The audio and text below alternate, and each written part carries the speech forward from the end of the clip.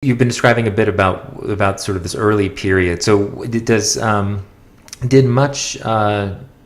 you see much change in the period between about 64 and 69 along these or other fronts in terms of efforts by African Americans to organize around issues of housing, for example? If you fast forward from 65 to about 68, there was still a lot of population movement around Huntsville. And a lot of people in these starter homes were beginning to move up. Their houses were put on the market. And particularly in that area, that Davis Hills part of northwest Huntsville, then the black families began to come in, and gradually, very gradually, but markedly enough for you to notice it, and to notice the schools beginning to be mixed as opposed to just one black here and there. There was, class of 30 might have 10 in it, that sort of thing. And so it was pretty non-confrontational. A lot of white families packed up and moved to southeast Huntsville, just total reactionaries. And that made the real estate market worse. It didn't really change anything as far as segregation integration goes. Okay. Although it's kind of interesting today when you look at the composition of the schools in the city of Huntsville.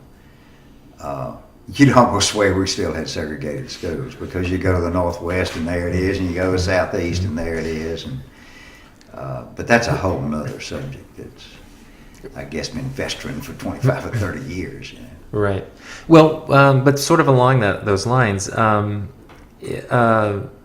is this period of time from, it would seem, about the late 60s and through the 70s, where there's kind of maybe détente is too strong of a word, but a period where there is a fair amount of integration happening in the schools, it would appear. And you have institutions like Butler High being a fairly integrated and functioning institution, strong institution in many ways.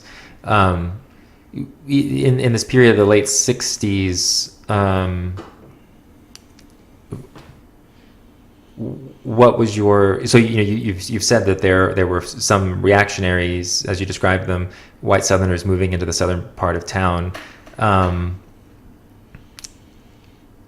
Maybe here's the question. So some of those, could you talk a little bit about the development of that southeastern part of town during this period? I mean, is the suggestion that schools like, say, Chaffee Elementary or Grissom, for that matter, are they being formed here in the late 60s by this outmigration? Well, yeah, they have to be.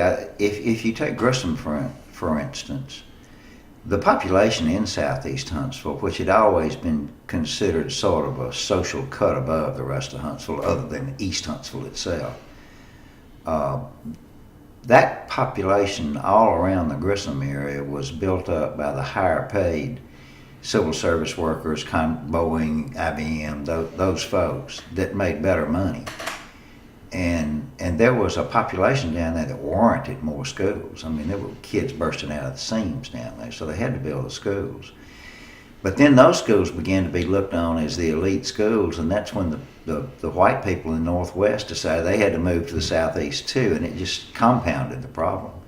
The school boards went along with it and continued to feed them by building more schools for them. And unfortunately letting the Davis Hills and the Rolling Hills and Rolling Meadows and those schools, who were fairly new schools in the 60s, but they really didn't get the tender loving care that they should have while the Southeast was getting all the money. Mm-hmm.